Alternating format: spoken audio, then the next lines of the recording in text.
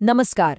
आज हम बात करने जा रहे हैं राजस्थान की एक बहुत बड़ी भर्ती प्रक्रिया की, जो शायद भारत की सबसे बड़ी सरकारी भर्तियों में से एक है।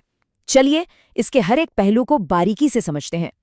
जरा सोचिए, ये पूरा सफर शुरू हुआ था 21 लाख से भी ज्यादा लोगों के साथ।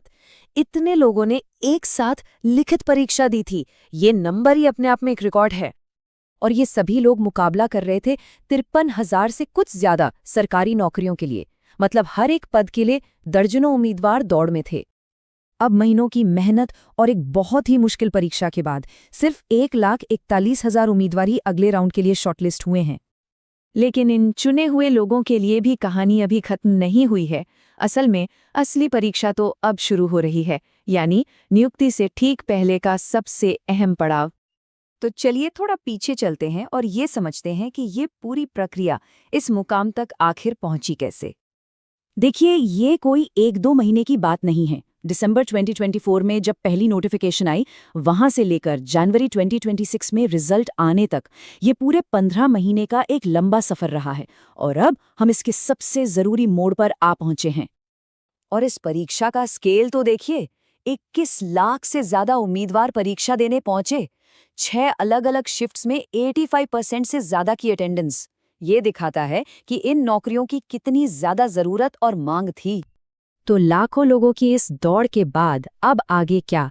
असली चुनौती तो अब 9 फरवरी से शुरू होने वाली है। अब सभी शॉर्टलिस्टेड उम्मीदवारों को एक ऑनलाइन स्क्रूटनी फॉर्म भरना है। अगर आसान भाषा में कहें तो उन्हें अपने सभी ओरिजिनल डॉक्यूमेंट्स को ऑनलाइन अपलोड करके ये साबित करना होगा कि उन्होंने जो भी जानकारी फॉर्म में भरी थी वो सब कुछ सही है। और हाँ, इसके लिए सिर्फ 15 दिन का ही वक्त दिया गया है, जो कि बहुत सख्त डेडलाइन है। तो सवाल ये उठता है कि अगर कोई इस डेडलाइन को मिस कर गया तो क्या होगा? जवाब बिल्कुल सीधा और साफ है। अगर ये तारीख निकल गई तो उम्मीदवारी सीधे सीधे रद्द हो जाएगी, फिर कोई दूसरा मौका नहीं मिलेगा। लेकिन रुकिए, इस बार इस पूरी प्रक्रिया में कुछ ऐसा हो रहा है जो पहले कभी नहीं हुआ, और ये जुड़ा है पारदर्शिता यानी ट्रांसपेरेंसी से।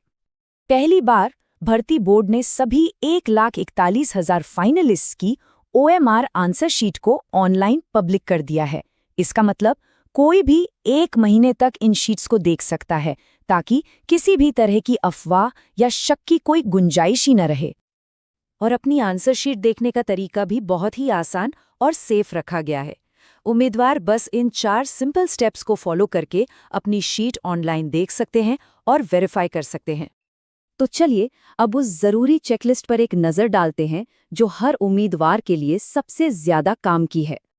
इस ऑनलाइन फॉर्म को ठीक से भरने के लिए उम्मीदवारों को इन सभी जरूरी डॉक्यूमेंट्स के बिल्कुल साफ स्कैन पहले से ही तैयार रखने होंगे।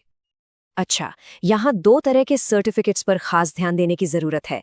एक EWS यानी आर्थिक रूप से कमजोर वर्ग, और दूसरा OBC नॉन क्रीमी लेयर। इनकी वैलिडिटी की तारीखें बहुत ही स्पेसिफिक हैं और इनमें जरा सी भी गलती आपको इस पूरी रेस से बाहर कर सकती है।